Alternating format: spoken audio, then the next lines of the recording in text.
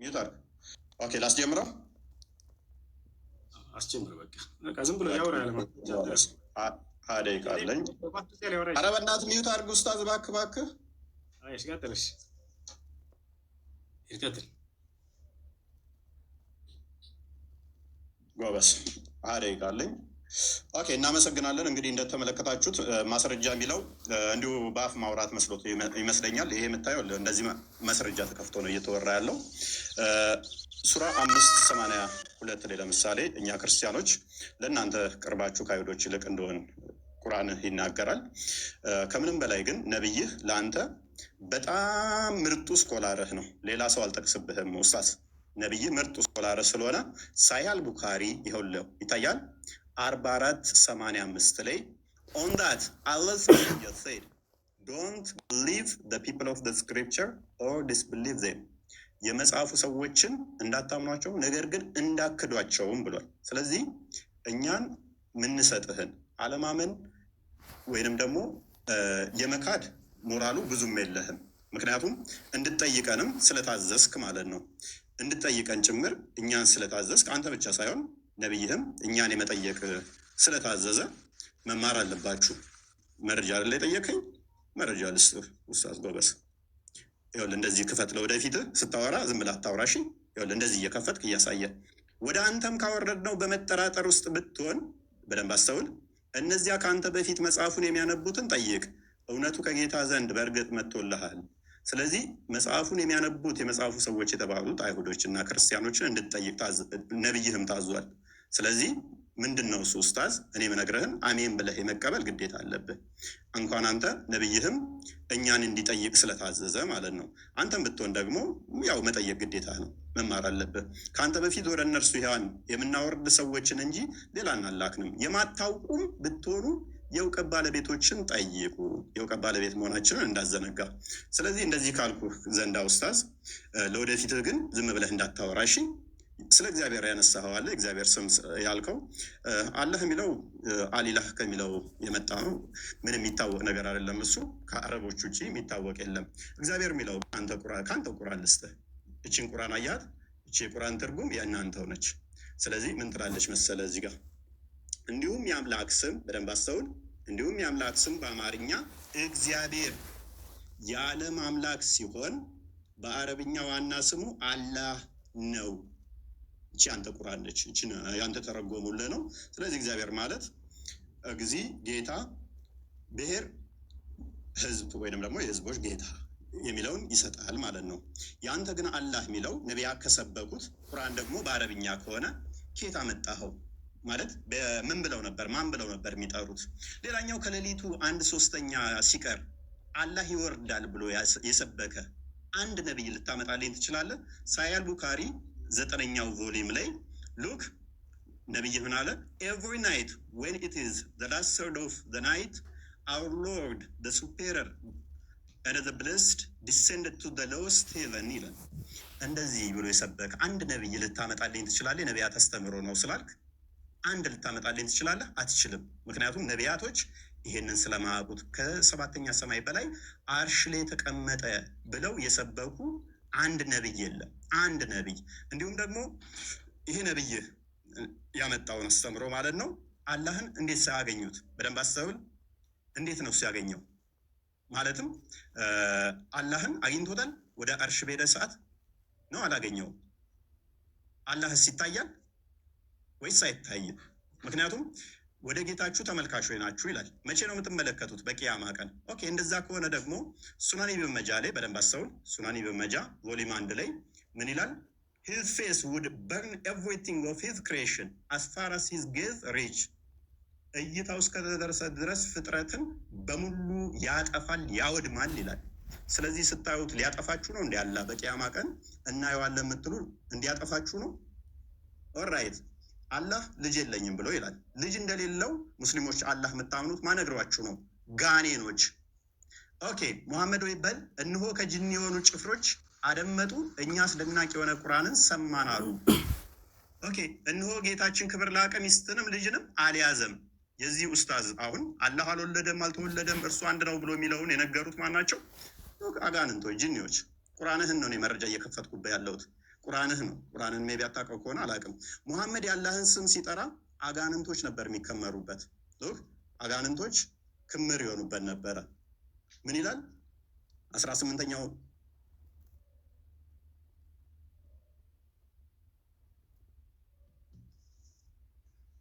ተቆርጠሃል።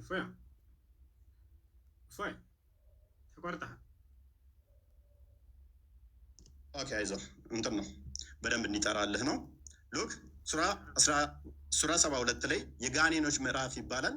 በጋኔኖች ምዕራፍ ላይ ቁጥር 18 ላይ እነሆ ሙሐመድ በደንብ አስተውል፣ የአላህን ስም ሲጠራ እነሆ የአላህ ባሪያ ሙሐመድ አላህን የሚጠራው ሆኖ በተነሳ ጊዜ ጋኔኖች በእርሱ ላይ ደብረብ ሊሆኑ ቀረቡ።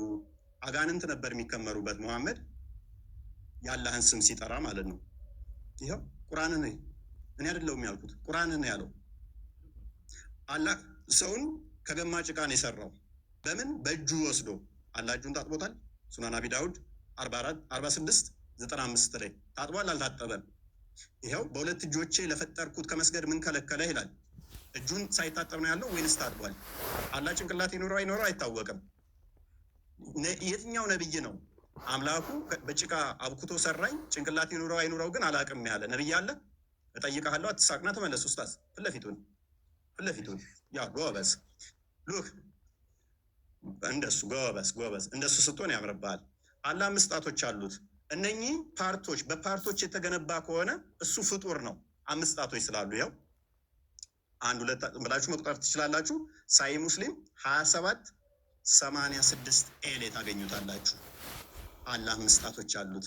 ይሄ 5 ጣቶች እጆች ያሉት ጠፍር አለው የለውም? ወንድማችን ኡስታዝ አለው የለውም? ጣቶቹስ ክፍል ናቸው ወይንስ ወጥ አንድ ናቸው? ክፍል ካላቸው ክፍሉ መሃሉ ቀዳዳው ፍጡር ነው ፈጣሪ ነው? በፓርቶች የተገነባ ከሆነ እሱ ፍጡር ነው፣ የፍጡር ባህሪ ስለሆነ ማለት ነው። ስለዚህ አላህ በምንም ተአምር ፈጣሪ ሊሆን አይችልም፣ ምክንያቱም የፍጡር ባህሪን ፕሮሰስ ስላደረገ። ሱራ 2:223 ላይ ሴቶቻችሁ ለእናንተ እርሻ ናቸውና በፈለጋችሁት ሁኔታ ድረሱ ይላል። ይሄ ቁርአን ክፍል ነው። አላህ ይህንን የቁርአን ክፍል ይቀረዋል አይደለ ወይንስ አይቀራውም? ማለቴ ቁርአን የአላህ ቃል ነው፣ ዘላለማዊ ቃሉ ነው፣ ፍጡር አይደለም ብላችሁ የምታምኑ ከሆነ ፍጥረት ከመፈጠሩ በፊት አላህ የአላህ ባህሪ ከሆነ ቁርአን ወይንም ደግሞ ፍጡር ካልሆነ ቁርአን ቃሉ እነሆ ሴቶቻችሁ ለእናንተ እርሻ ናቸውና በፈለጋችሁት ሁኔታ ድረሱ የሚለውን ይቀራል ወይንስ አይቀራም? የሚቀራ ከሆነ ፍጥረትን ሳይፈጥር አላህ ሴቶቻችሁ ለእናንተ እርሻ ናቸው ሲል ብቻውን ነው የሚለው። ምክንያቱም በድምፅ እንደሚናገር የምታምኑ እንደዛ ደረጃው ስላለ አላህ በምኑ ነው የሚስቀው? እንደሚስቅታ ሀዲስ ላይ ስላለ ይኸው ሳያል ቡካሪ ቮሊም 8 ላይ ኡስታዝ እንደዚህ ክፈት መረጃ በኋላ በደንብ እንደዚህ ኦኬ፣ በደንብ እንደዚህ በክፈት እንድለምድ ማለት ነው። ለወደፊትም መረጃ እንደዚህ ነው። አየህ አላህ ይስቃል። ይኸው በምኑ ነው የሚስቀው? በእጁ በእግሩ በምኑ ነው የሚስቀው? ኦልራይት አላህና ደጃል በምንድን ነው የሚለያዩት? አላህ ከደጃል በምን ይለያያል? ኦኬ እንደዚህ ይላል እዚህ ጋር ይኸው መረጃው። ኡስታዝ መረጃ ስጠይቅ ለወደፊት እያያስክ ሳያል ቡካሪ ቮሊም 4 ላይ ነው። መክፈትን ልመድራስ The prophet mentioned Al-Masih al-Dajjal in front of the people saying Allah is not one-eyed while Al-Masih al-Dajjal is blind in the right eye. Look Al-Masih Dajjal ወይንም ደግሞ የኢሳ ተቃራኒ ወይንም ደግሞ የኢሳ ባላንጣ የሆነው አልመሲህ ደጃል አንድ አይና ነው፣ አላህ ግን አንድ አይና አይደለም ይላል። አላህ ከደጃል ጋር ለምንድን ነው እሱ በአይን እንዲለይ ያደረገው? ማለት ሙሐመድ ሌላ መንገድ አጥቶ ነው ጌታችሁ አንድ አይና አይደለም ደጃል ግን አንድ አይና ነው ብሎ ለምን ኮምፔር ላደርጋቸው ፈለገ? አላህ እንደሚሮጥ ቡሃሪ ላይ ተመዝግቧል። ቡሃሪ 74:05 ላይ The prophet said, Allah says, I'm just as my slave thinks I am. If he comes to me walking, I go to him running. ቀጥታ እንደምትቀበሉ እናንተ ዋብያ እንደመሆንህ መጠን ሜቢ አላቅም ካልሆንክም ኤክስኪውዝ አደርጋለሁ። እንዴት ነው እሱ የሚሮጠው? በእጁ ነው የሚሮጠው? በጭንቅላቱ ነው የሚሮጠው? በምኑ ነው የሚሮጠው? መሮጥስ ማለት ምን ማለት ነው? የሚያስረሳ ማን ነው? ሴጣን ቢያስረሳ ከትውስታ በኋላ ከበደለኞች ህዝቦች ጋር አትቀመጥ ይላል። እዚህ ጋር ደግሞ ስንመጣ አንቀጽን በአንቀጽ ቦታ ብናስረሳ የሚበልጥን ወይንም ቢጤዋን እናመጣለን ይላል። ቅድም ሴጣን ምናምን ብለሃል። ይኸው ቁርአንህ ላይ እኮ ነው ያለው። ቁርአንህ ነው ያለው። ገሃነም በምንድን ነው የምንሞላው? ገሃነም ሰውና ፍጥረታት ይጥላል ወደ እንትን ውስጥ the people will be thrown into the hellfire and it will say are there any more to come? ሰዎች ወደ ገሃነም ውስጥ ይወረወራሉ። ምን ብላ ትጠይቃለች? የቀራለ እያለ ትጠይቃለች። till Allah puts his foot over it አላህ እግሩን እስኪጨምርባት ድረስ።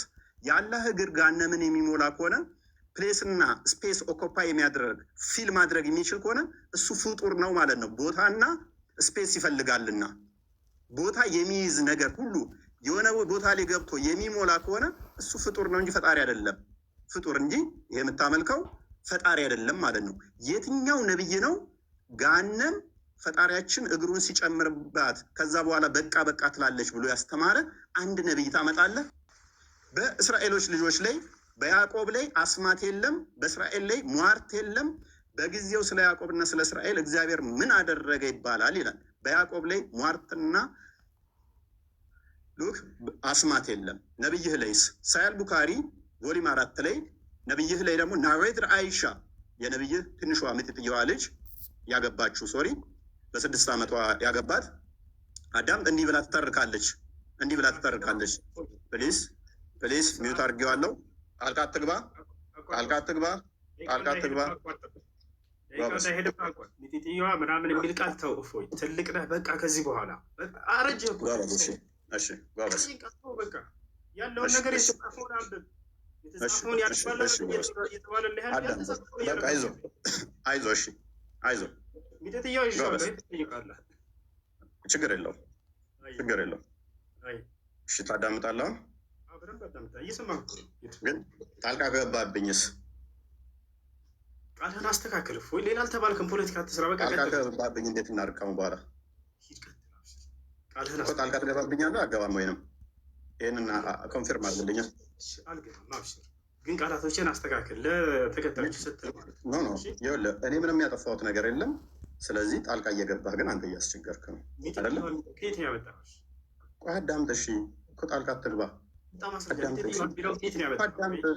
አዳምጥ እኮ ተራዊን አይደለም ወይንስ እንዴት ነው? ዝም ብለህ መረባበሽ ነው የፈለከው? በቃ ይቅርታ። በቃ ቀጥል። እንዳትወጣ አደራህን። ግን እንዳትወጣ ቀጥል። ጎበዝ። ስለዚህ ያለው መረጃ ታመጣለህ ካሁን በኋላ ስታወራ። ግን ጣልቃ አትግባብኝ በተቻለ መጠን። ወደፊቱ ይህንን ልመድ። እሺ ይህንን ትለምዳለህ። ይቅርታ በልሽ። ያው ጣልቃ አልገባም በል። እስኪ እባክህ ጣልቃ አልገባም በል። በጣም ይበረድ። ጣልቃ አልገባም በል። ብትል ወላሂ ለዚህ ባለቅም ዛሬ ወዴት ባትሄድም እጄ ገብተሃል። ዛሬ በ4 ዓመት ማለት አሁን ቀጥል። ዝም ብለህ ቀጥል እኮ ጣልቃ አልገባም በላ። ኦኬ ጣልቃ ከገባ ግን እየረበሽክ ስለሆነ ወደኋላ እንመልሰው ሰዓቱን አለ። ልታፈገፍግ ነው አይደል? ወላሂ አለቅም ዛሬ ወረበል ከረባት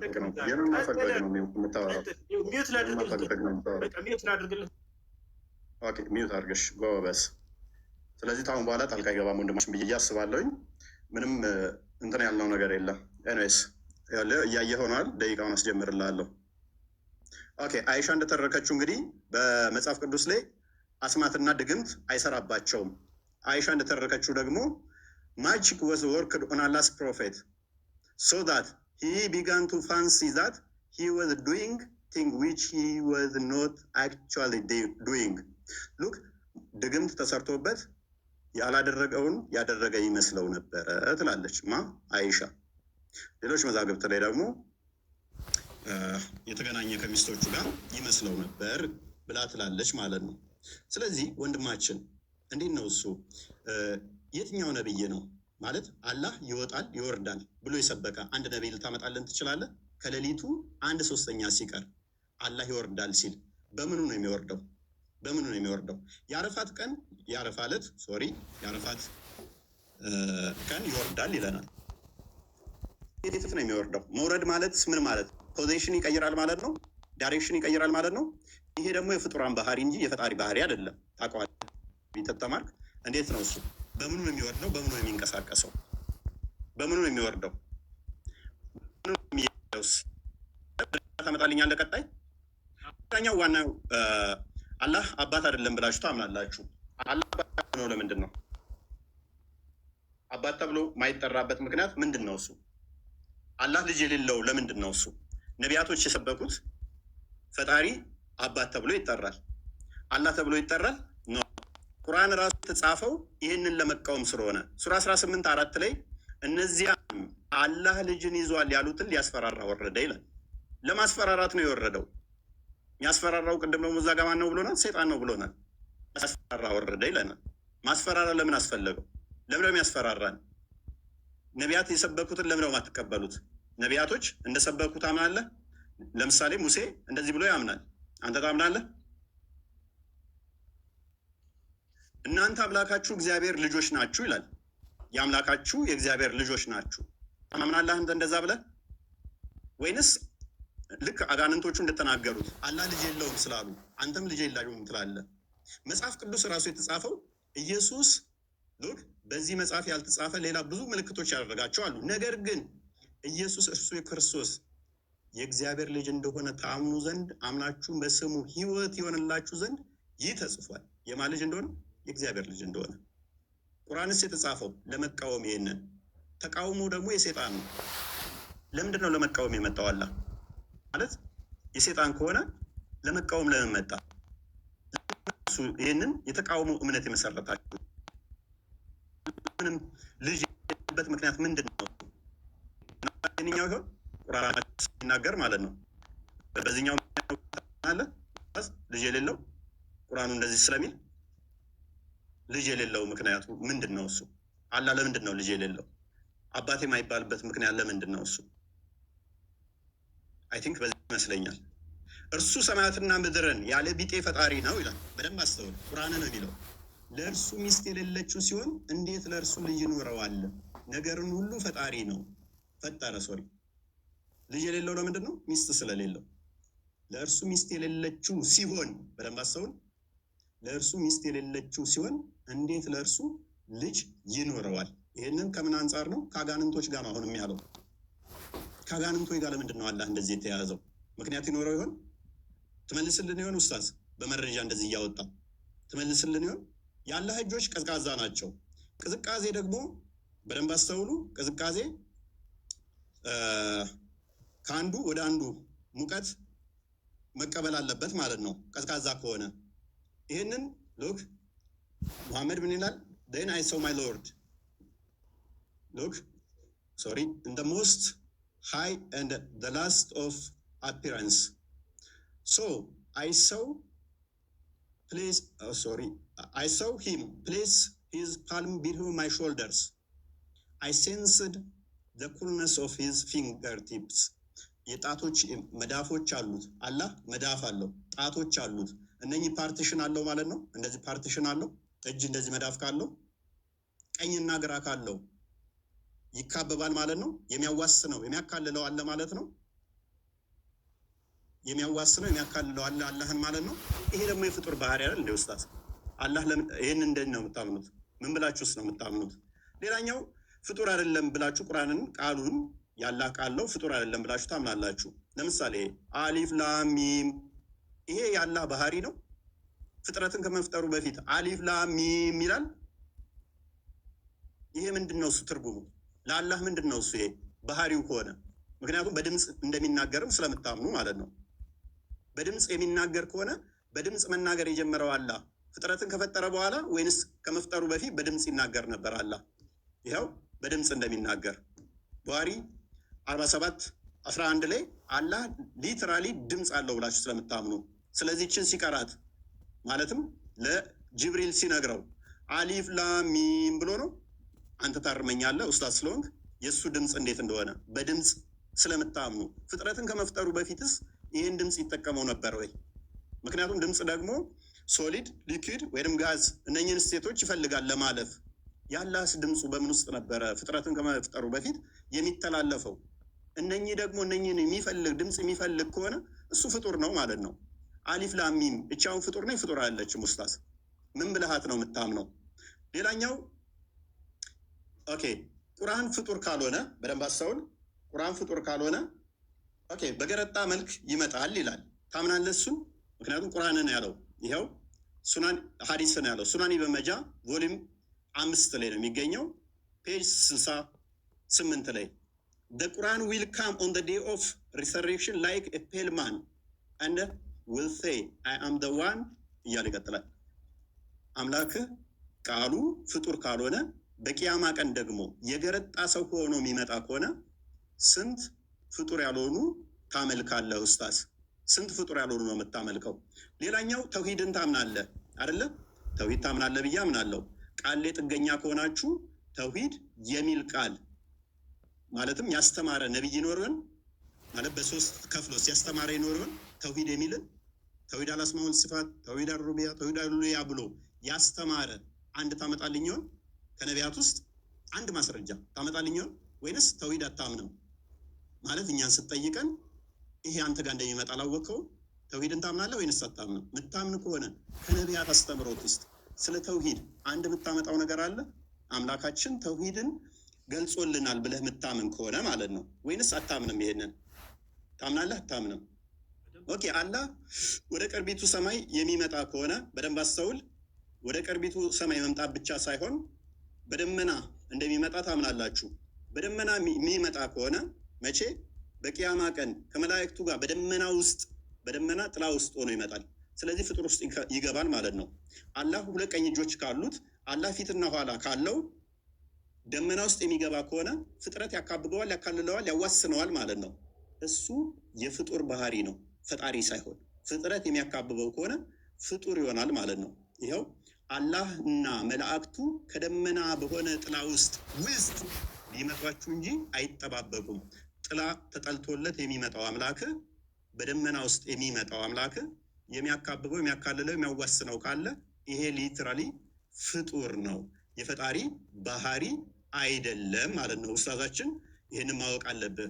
እግዚአብሔር ማንንም አይመስልም። በማን ትመስሉኛላችሁ? ከማን ጋር ታስተያዩኛላችሁ? እንመሳሰል ዘንድ ከማን ጋር ታስተያዩኛላችሁ ይላል። እግዚአብሔር በማንም አይመሰልም፣ ከማንም ጋር አይተያይም ማለት ነው። ስለዚህ ለእግዚአብሔር መጣ፣ ሄደ፣ ቆመ፣ ተነሳ ተብሎም አይነገርም። እግዚአብሔር ምን ስለሆነ መንፈስ ነው። እግዚአብሔር መንፈስ ነው። ሎክ ሰዓቱን ታይለኝ ከይቅርታ ሰዓት ጨርሰናል። ቴንክ ዩ። መረጃ እየከፈትክ እንደዚህ ትቀጥላለህ። ጎበስ። እንግዲህ ልናወራ የመጣ ነው አርእስቱ እንዳያችሁት የነቢያት አምላክ የትኛው ነው የሚል ነበር። ግን ልጁ ርዕሱ ምን እንደሆነ ራሱ አላወቀም መሰለኝ፣ ወይንም ደንግጧል። ሙሐመድ እንደዚህ ሆኖ አይሻ እንደዚህ ሆና፣ ሙሐመድ ድግም ተሰርቶበት፣ ሙሐመድ አጋንንት ምናምን። አምላክን ንገረን እንጂ ሳትነግረን ሰዓት እኮ አለቀ። ፎይ አምላኩን ሳያስተዋውቀን ሰዓቱ አለቀ። ሙሐመድና አይሻ ላይ ደንግጧል ይሄ ልጅ። ወይንም በቃ የሚያውቀው ይሄ ልጅ ስለ አይሻና ስለ ሙሐመድ ብቻ ነው ማለት ነው። ስለ አምላኩ አይገ ለማንኛውም እያነሳ ይሄ በአንተ ዘንድ እንዴት ነው እያለ የሚጠይቀው ነገር አለ። ያንን እስኪ እናነሳለን። ይወቻል ነው አንዴ ከሙስሊሞች ምናምን አይታወቅም የሚል ቃል መጀመሪያ ሲያነሳ ነበር። ይወታችኋል። እግዚአብሔር ከኢትዮጵያ ውጭ ይሄ ስም አይታወቅም ብትል የተሻለ ነበር። እፎይ የትኛውም ዓለም ላይ መስቀል አንጠልጥሎ እንደዚህ የዓለም ክርስቲያን ጋር ሂደህ አምላክ ማን ነው ብትላቸው ያንተን የአምላክን ስም አይነግሩም እኮ። ከኤርፖርት አያልፍም እግዚአብሔር የሚለው ስም ማለት ነው። አንተ ሌላ ዓለም ላይ ይታወቃል ካልክ ይህን በማስረጃ ታሳያለህ። አላህን ግን ሙስሊሞች ብቻ ናቸው ወይ የሚያውቁት አምላክነቱን? በቁርአን ላይ ብቻ ነው ወይ? አይደለም። በምን ይታወቃል? በራሱ መጽሐፍ ላይ የአረብ ክርስቲያኖች አሁን ብሉይ ኪዳንና አዲስ ኪዳን ለናሙናነት ያክል ሙሴና ኢየሱስ አምላካቸውን አላህ ብለው እንደሚጠሩ በአረበኛ መጽሐፍ ቅዱስ ላይ ላሳየህ ነው በማስረጃ። አላህን የምናውቀው እኛ ብቻ አይደለንም። የራሱ የገዛ መጽሐፉን አያውቀውም ወይ? ላሳያችሁ። ኦሪት ዘፍጥረት ምዕራፍ 1 ቁጥር 1 ምን ይላል? የአምላክ ስም አላህ መሆኑን ሙስሊሞች ብቻ ሳንሆን የግብፅ ኦርቶዶክስ አባ ተክለ ሃይማኖት ዌብሳይት እንደማመጣለህ ከዚህ ነው። አባ ተክለ ሃይማኖት ዌብሳይት አለ። ያውና እዚህ ጋር መውቂዕ አንባ ተክለ ይላል። መውቂዕ አንባ ተክለ ሃይማኖት የአባ ተክለ ሃይማኖት ዌብሳይት ማለት ነው። በኢትዮጵያ እንግዲህ ቅዱስ አባ ተክለ ሃይማኖት ብላችሁ በምትጠሩት በእሱ የተሰየመ ነው። ኦሪት ዘፍጥረት ምዕራፍ 1 ቁጥር 1 ተክዊን ይላል። ስፍር ተክዊን ኦሪት ዘፍጥረት ማለት ነው። ይህን ተማር አረበኛ ምራታችን ወሰን ምዕራፍ 1 ቁጥር 1 ላይ ምን ይላል? ፊል በድኢ ኸለቀ ላሁ ሰማዋት ወልአርድ። አላሁ አክበር። ምን ይላል በአረበኛው? አላህ በመጀመሪያ ሰማይና ምድርን ፈጠረ ይላል። የጀማ ይሄ እያሳያቸው ያለሁት ቁርአን እንዳይመስላችሁ የራሱ የገዛ መጽሐፉ ነው። በገዛ መጽሐፉ ላይ አምላክን አላህ ብለው ይጠራሉ የአረብ ክርስቲያኖች። ይሄ ከብሉይ ኪዳን ነው። ከአዲስ ኪዳን ደግሞ ለናሙናነት ያክል አሳያችሁ። የተንገባለን ያው እና እዚህ ጋር አልኪታቡል ሙቀደስ መጽሐፍ ቅዱስ። እሺ እዚህ ጋር ሁለቱ መጽሐፍቶች አሉ። አልአህድ አልጀዲድ አዲስ ኪዳን ላይ ልገባ ነው። አዲስ ኪዳን ላይ ልገባ ነው። አዲስ ኪዳን የሐዋርያት ሥራን እስኪ እንመልከት። ስፍር አዕማል الرسول የሐዋርያት ሥራ ምዕራፍ 2 ቁጥር 22 ምን ይላል? ተመልከቱ። ቁጥር 22 ላይ በደንብ ተመልከቱ። أيها الرجال الإسرائيليون اسمعوا هذه الأقوال يسوع الناصري رجل قد تبرهن لكم من قبل الله بقوات وعجائب وآيات صنعها الله بيده يا الله سم من ይላል? እናንተ የእስራኤል ልጆች ሆይ ይሄን ንግግሬን ስሙ። እናንተ እንደምታውቁት የናዝሬቱ ኢየሱስ አምላክ አላህ በእርሱ በኩል ድንቅና ተአምራትን ያደረገለት ለእናንተ የተገለጠ ሰው ነበር ይላል። ያው አላህ የአረበኛው መጽሐፍ ቅዱስ ይሄ ቁርአን አይደለም። ይሄ ልጅ ምን አለ? የአረቦች ሙስሊሞች እንጂ በቃ አላህ የሚለው እዛ እንጂ አይታወቅም። ላይ የክርስቲያኖች ወገኖች ራሳቸው በአረብ ሀገር ላይ ይሄንን የአምላክ ስም እንደሆነ በደንብ ያውቃሉ። ይሄንን እወቅ፣ ተማር። ሌላኛው ነገር ምን እያነሳ ነበር? ሌላኛው ያ እሺ፣ አሁን ሌላኛው ደግሞ የምጠይቀው ነቢያቶች አምላክ እግዚአብሔር እንደሆነ አስተምረዋል እያለ ነው። እስኪ ልክ እኔ የራሳችን መለኮታዊ መጽሐፍ ተብሎ የተገለጸውን ልንወያይ የተስማማንበትን ቁርአን ላይ ነቢያቶች አላህ አላህ አላህ ብለው እንደጠሩት አንተ ደግሞ የገዛ መጽሐፍህ ላይ በዕብራይስጥና በግሪክ አለልህ እዚያ ላይ አውጥተህ የአምላክ ስም ነቢያቶች እግዚአብሔር ነው ብለው የተናገሩበት አንድ ጥቅስ እንድታመጣ ፈልጋለሁ። ወላሂ ከቁርአን ላይስ አላህ ብለው እንደጠሩ ነቢያቶች ታሳያለህ አንተ? አዎ በደንብ አሳያለሁ። ያው ማስረጃ ላውጣለህ።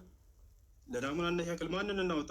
ታላቁን ነቢይ አላህ ነቢዩ ኢየሱስን። ነቢዩ ዒሳ ምን አለ? ተመልከቱ።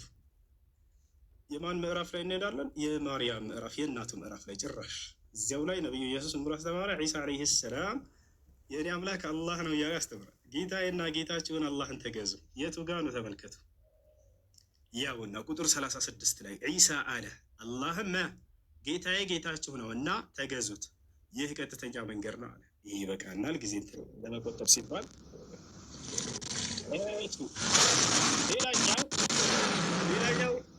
ሌላኛው ምን ብሎ ነበር? አላህ ከአርሽ በላይ ነው። አላህ ከአርሽ በላይ ነው ትላላችሁ። ለመሆኑ ከነቢያቶች አምላክ ከአርሽ በላይ እንደሆነ የተነገረበት ቦታ አለ ወይ? አዎ አለ። እግዚአብሔር በዙፋኑ ላይ ቁጭ ብሏል። እግዚአብሔር በዙፋኑ ላይ ቁጭ ብሏል። ያውና ዙፋን ካላወቅ በአረበኛ አርሽ ማለት ነው። እሺ በአርሽ ላይ ስትል ነበር። አርሽ የአረበኛ ቃል ስለሆነ ነው። በአማርኛ ሲቀየር ዙፋን ነው። ያውና አምላክ በዙፋን ላይ ደል ብሎ ተቀምጧል። መጽሐፈ ነገሥት ቀዳማዊ ምዕራፍ 22 ቁጥር 19 ሚልክያስም አለ እንግዲህ የእግዚአብሔርን ቃል ስማ፣ እግዚአብሔር በዙፋኑ ተቀምጦ ያሰላም። እግዚአብሔር በዙፋኑ ተቀምጦ ሌላን ጨምር። መጽሐፈ ዜና መዋዕል ምዕራፍ 18 ቁጥር 18 ሚልክያስም አለ ይቅርታ፣ እንግዲህ የእግዚአብሔርን ቃል ስሙ፣ እግዚአብሔር በዙፋኑ ተቀምጦ ያሰላም። ስለዚህ መቀመጥ የፍጡር ባህሪ እያለ አላህ ፍጡር። ስለዚህ አምላክ የመጀመሪያ ፍጡር መሆኑን ነው ማለት ነው። አላህ ላይ እንደዛ እየተፈላሰፈ እንቀጥላለን። ሌላ ስለ አጋንንት በተመለከተ መጨረሻ ላይ በደንብ እንወያያታለን። ዛሬ አጋንንት ምን እንደሆነ በእስልምናና በክርስትና ሰፋ ያለ በእርሱ ላይ እናወራለን። እፎያ ሁላቸው የሚገነዘቡ ዘንድ እችን በደንብ አድርገህ ያዛት። ገብቶሃል አይደል? ስለ አጋንንት በደንብ አድርገህ እናወራለን። ማን ነው በትክክል አጋንንትን እስልምና ነው ወይንስ ክርስትና የሚለው ያዘው ስም። እሺ አላህ ጣት አለው። ጣት ካለው ደግሞ ፍጡር ነው እያለን ነበር። ላ ያ አኺ እግዚአብሔር ጣት አለው። ያው ማስረጃ ያ ኦሪት ዘጸአት ምዕራፍ 8 ቁጥር 19 ጠንቋዮችን ፈርዖንን ይህስ የእግዚአብሔር ጣት ነው አሉት። እሺ ችግር የለውም ጠንቋዮች ናቸው አሉት፣ እንለፈው።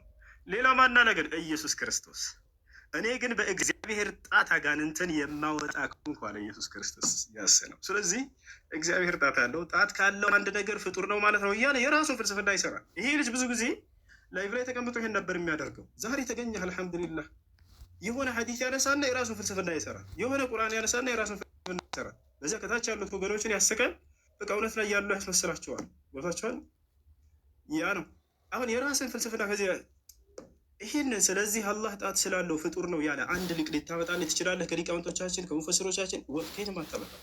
ነገር ግን አንተ አምላክ ጣት አለው ብለህ ካመንክ ይሄ የፍጡር መገለጫ ነው ካልክ አምላክ ፍጡር መሆኑን አምነህ ነው ማለት ነው የመጣኸው። ያው ኢየሱስ ክርስቶስ ራሱ እግዚአብሔር ጣት እንዳለው ተናግሯል ማለት ነው። እንቀጥላለን። እሺ ምን ብሎናል?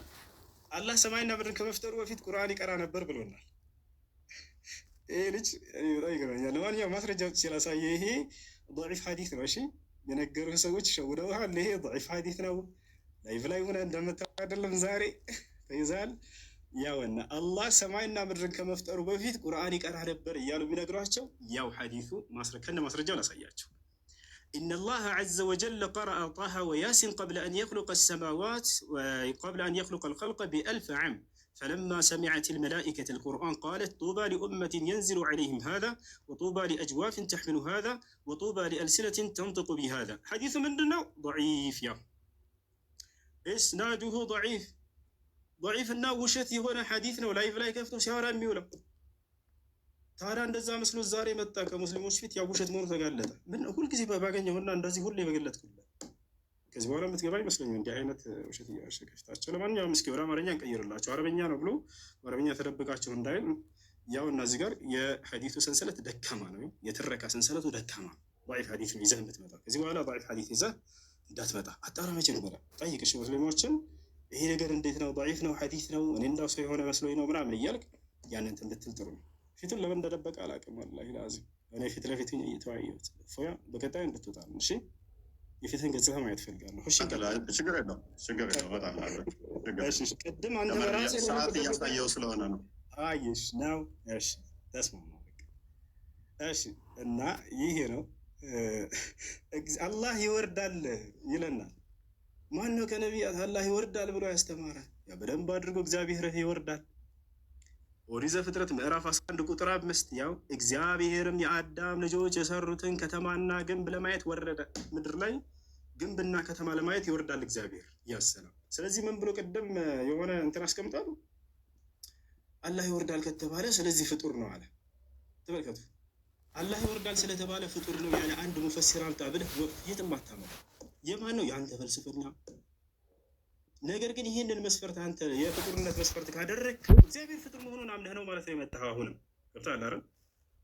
እያንዳንዱ ለምታነሳው ትችት ሁሉ በመጽሐፍህ ላይ አለፉ። ምናልባት አንተ መጽሐፉን ላታውቅ ትችላለህ። ገብቶሃል? ስለ መጽሐፍ ስለ ክርስቲያን እኔ አላውቅም ብቻ ገብቶሃል? ቢሆን ኖሮ ይሄ ልጅ ለትችት አያመጣም ነበር። ቁርአን ሐዲስ ላይ እንዴት ሰዎች ላይ ያለውን ሂደቶችን ብችለው ብሎ ያውቅ እንትን ራሱን ይወቅስ ነበር። ገብቶሃል? ግን መጽሐፉን አያውቅም። ያው መጽሐፍህ ላይ አምላክ ይወርዳል እኮ ለዚያውም ግንብና ህንፃ ለማየት ምድር ላይ የተሰራ ግንብና ህንፃ ለማየት ይሄ ነው። እና ፎያይ ከዚህ በኋላ ይሄን ባትደግሚ ሌላው ነው። እሺ እና ይህ ነው። ሌላኛው ተውሂድን ያስተማረ ነብይ እያለ ነበር። ተውሂድን ያስተማረ ነብይ ማለት ኢፍራዱላህ አላህ ብቸኝነት ማምለክን ያስተማረ ማለት ነው። ታዲያ ነብያቶች ሁሉ አንዱን አምላክ በብቸኝነት አስተምሩ እያሉ በደንብ አስተምረዋል። ገብቶሃል? ይሄ በመጽሐፍህም ላይ አለ። አንዱን አምላክ እንድታመልኩ በእኛ መጽሐፍ ላይ አለ። ለናሙናነት ያክል ከአንተ መጽሐፍ ከእኛ መጽሐፍ እንግለጽ። ኢየሱስ ክርስቶስ ዮሐንስ ወንጌል ምዕራፍ 17 ቁጥር 3 ላይ ምን አለ? وهذه هي الحياة الأبدية أن يعرفوك أنت الإله الحقيقي وحدك ويسوع المسيح الذي أرسلته له. ይህ መጽሐፍ ነው በአረበኛ ምን ማለት ነው? ይህ አባቴ እውነተኛ አባቴ የሚለውን የአንተ ግንዛቤ ቢሆንም ያ አንድ አምላክ የሚለውን ቃል ግን ያ ብቸኛ እንደሆነ ክርስቶስም አስተምሮታል። ቶታል አይደለ? ብቸኛ እንደሆነ አስተምሮታል። በርካታ ቦታ ላይ መጽሐፍቶች ላይ አምላክ አንድ እንደሆነ አስተምረዋል። ስንመጣ እንዲሁ አምላክ አንድ እንደሆነ አስተምረዋል ነቢያት ማለት ነው። አንድ አምላክ ብቻ ነው። ሱራ ላይ ኢነማ ኢላሁ ኢላ ኩል ሸይን ዒልም አለ። አምላካችሁ እሱ አላህ ብቻ ነው፣ ከእርሱ በስተቀር ሌላ ማንም አምላክ የላችሁም ማለት ነው። እንደገና ባይሆን በዚሁ አንጻር ወደ አንተ አምላክ አንድም ሶስትም ነው ብለህ ታምናለህ አንተ ክርስቲያን እንደመሆነ መጠን ገብቶሃል አይደል?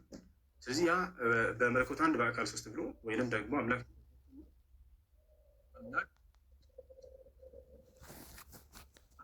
አንድም ሶስት ነው ብሎ ያስተማረ አንድ ነፃ በገዛ መጽሐፍ ከሌላ መጽሐፍ አልጠይቅም። በገዛ መጽሐፍ ላይ ከኦሪት ዘፍጥረት እስከ ራዕይ ድረስ አምላክ አንድም ሶስትም ነው ብሎ ያስተማረ አንድ ነብይ ነው ታሪክ ልታመጣልኝ አንድ እሱን ያጠይቃለ እስካ ታሺ ሌላኛው ነገር ስለ አላህ አካሎች ሲናገር ነበር። ጠቅለላ እሱ ስለ አላህ አካሎች አላህ እጅ አለው፣ አላህ እግር አለው፣ አላህ ጣት አለው ምናምን እያለ እግዚአብሔር ጣት እንዳለው አሳይቼላቸዋለሁ። ሌላኛው ምንድነው? እግዚአብሔር እግር አለው ወይ? አዎ እግዚአብሔር በደንብ አድርጎ እግር አለው። ላሳያችሁ፣ ሁሉንም አሳያቸዋለሁ። እግዚአብሔር እግር አለው፣ በእግሮቹ ይረማመዳል። ያ ነው በማስረጃ እያለ ነበር ያ ቅድም። ያ ነው ማስረጃ ያው እያሳየን እንዲሆን እዚህ ጋር ምን ይላል መጽሐፍህ ላይ? ያውና እግዚአብሔር እንዲህ ይላል፣ ሰማይ ዙፋኔ ነው፣ ምድርም የእግሬ መረገጫ ነው ይላል። ምድርም የእግሬ መረገጫ ነው ይላል። ምናልባት ይሄ መጽሐፍ አንተ ቀበለው ይህ እግር የሚባለው ነገር እጅ የሚባለው ነገር በአዳም ላይ ያለ አካል እና ገጽታ በመንፈስ አለ። እዚያ በመጽሐፍ እስኪ ላውጣለሁ። ምናልባት በስጋ ስለተገለጠ ነው ኢየሱስ ክርስቶስ ልትሉ ትችላላችሁ። በአብም በወልድም በመንፈስ ቅዱስም ላይ አሉ እነዚህ አካሎች ብሎ ግን ይናገራሉ። እነዚህ ይህን መጽሐፍ እሱ ይክደዋል ብዬ አላስብም። እስኪ ላሳያችሁ።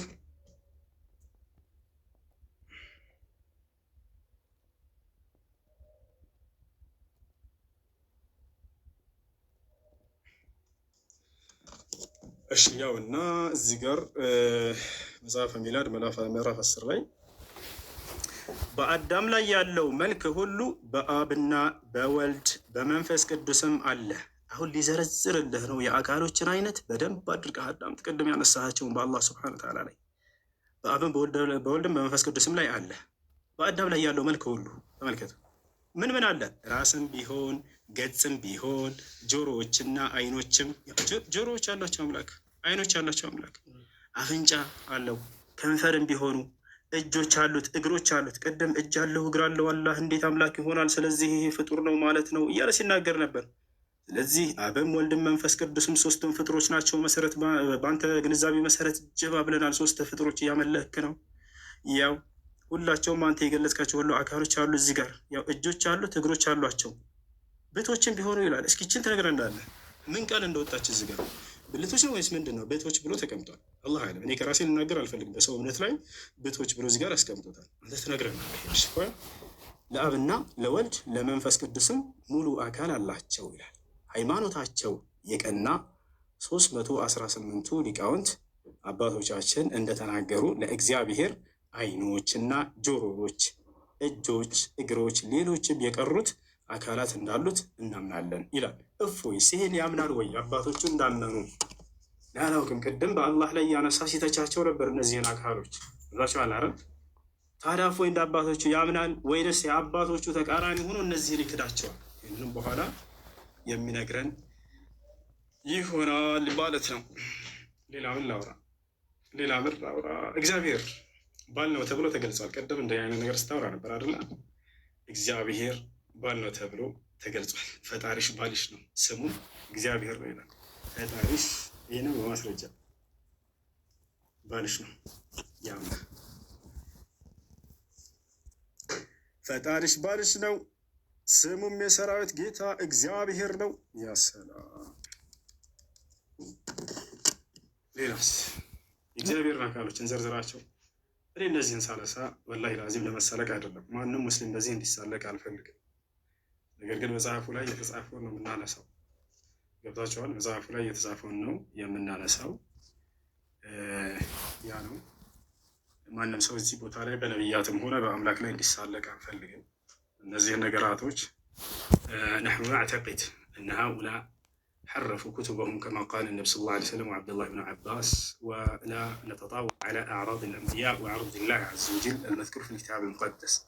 نتقل أيه هنا إيش هون دقيقة سلا أجاننت بالنورابت من يمسلان أجاننت بزي بولت بسوس دقيقة أفوي جلستنا نوران أجاننت بس بنانا بكرستنا ريبات لالنجانا كوا 10 دقيقة قتلوا دقيقة أنشر استوي እንግዲህ ስለ አጋንንት እናወራበትን ዛሬ ስለ አጋንንት በደንብ ትረዳላችሁ ክርስቲያኖች በደንብ እናወራለን። ቀጥላውን ደቂቃ 2 ደቂቃ አለ። ጨረስክ እንዴ? አንድ ሚውት አድርገው ደቂቃ አለኝ። አብሽር ከፈለክ ልጨፍርበት። ረጋ በል። ሚውት አድርገው። እሺ ለማንኛውም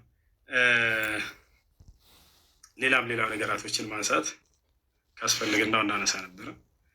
እግዚአብሔር እግሮች ያሉት በእግሮቹ ሰፈር ለሰር እንደሚዞር ይናገራል። እሱንም በማስረጃ ላሳያችሁ መሰለኝ። በምድር ላይ እንዲህ 5 አለማት ላይ አንድ ቻርጅ አድርጌዋለሁ። ቻርጅ አለ። አይዋ ቻርጅ አለ። በደንብ አስተካክለው። እሺ ሌላኛው ነገር ምንድን ነው? እግዚአብሔር ሰፈር ለሰፈር ይዞራል ያልኩባቸውን ላውጣላቸው እስኪ። እግዚአብሔር እንግዲህ ከመጽሐፍ ቅዱስ ላይ ይላል ክርስቲያኖችን ወይንም የመጽሐፉን ተከታዮች ሲያዛቸው ከሰፈራችሁ ወጣ ብላችሁ መጽዳዳት በምትፈልጉ ጊዜ መቆፈሪያ ያዙ ተብላችኋል። መቆፈሪያ ያዙ። ከዚያስ መቆፈሪያ ከይዛችሁ በኋላ ተጽዳዳታችሁ አይነ ምድራችሁን ስትጨርሱ ቆፍሩና ቅበሩት አለ እግዚአብሔር። ለምን ከተባለ እኔ ጌታ እግዚአብሔር ሰፈር ለሰፈር ስለምዛወር አለ። እሱ ነገር አይቼ እንዳሳልባርከ እንዳልመለስ ያቸው አይደለ? ሰፈር ለሰፈር እግሮች ያሉት በሰፈር ይዘዋል። ካካካዬ ይመለሳል ከዚህ አካባቢ። ቅድም የተገደበ ነው አምላካችሁ ፍጡር ነው ማለት ነው እያለ ነበር። በዚያ ባለበት ቦታ አይገኝም ከእግዚአብሔር እና ላሳየህ ያው ላሳየህ እንዳለ አምላክን ፍጡር ለማድረግ የሄደበት መንገድ አላህን ሙሉ መጽሐፉ ላይ አለ። የሚገርማቸው ያሳያቸው ሳይዘጋብኝ ዘዳግም ያዙ እንዴ ሳይዘጋብኝ ቶሎ አሳየው። ሳይዘጋብኝ ማለት ምንድን ነው? ኡስታዝ ጋና እኮ ነው። አንድ ቤት አድርገው ሚዩት አድርግ ያውና እንዳወጣ አለ ሚዩት አድርግ። ለመጸዳዳት ከ12 ተከታተሉ። ለመጸዳዳት የሚሆነህን ቦታ ከሰፈርህ ውጭ አዘጋጅ አለ እግዚአብሔር። ከዚያስ ከትጥቅህም ጋር መቆፈሪያህን ያዝ። በምትጸዳዳበትም ጊዜ አፈር ቆፍረህ በአይነ ምድርህ ላይ መልስበት። አምላክህ እግዚአብሔር ሊጠብቅህ ጠላቶችህንም በእጅ አሳልፎ ሊሰጥህ በሰፈር ውስጥ ስለሚዘዋወር በመካከልህ አንዳች ነገር አይቶ ከአንተ እንዳይመለስ ሰፈርህ የተቀደሰ ይሁን። አላሁ አክበር። እግዚአብሔር ካከፈክታችሁ ወይንም ተጽዳርታችሁ በዚያ አካባቢ ላይ አልመጣም አለ። በቃ የዚያ ቦታ የማይገኝ ከሆነ የተገደበ ነው። የተገደበ ከሆነ ፍጡር ነው ካል ጨርሳል።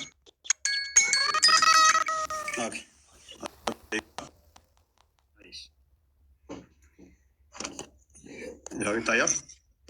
ይታያል። ብትወጣ በቪዲዮ ደቂቃለን መረጃ ላሳየ ነው። ተረጋጋ። እናጣለን። አይዞህ ያ ደቂቃ አንተ ነህ ያስያዝከን። መልካም ቅድም ጀምሬ ነው ያቆምኩት። እግዚአብሔር በምንም በማንም አይመሰልም። በደንብ አስተውሉ። በምንም በማንም እንደዚህ በቦዲ ፓርቶች አይመሰልም። እግዚአብሔር ቦዲ ፓርቶች አሉት ተብሎ እጅ፣ ጣት እንደዚህ አይነት ነገሮች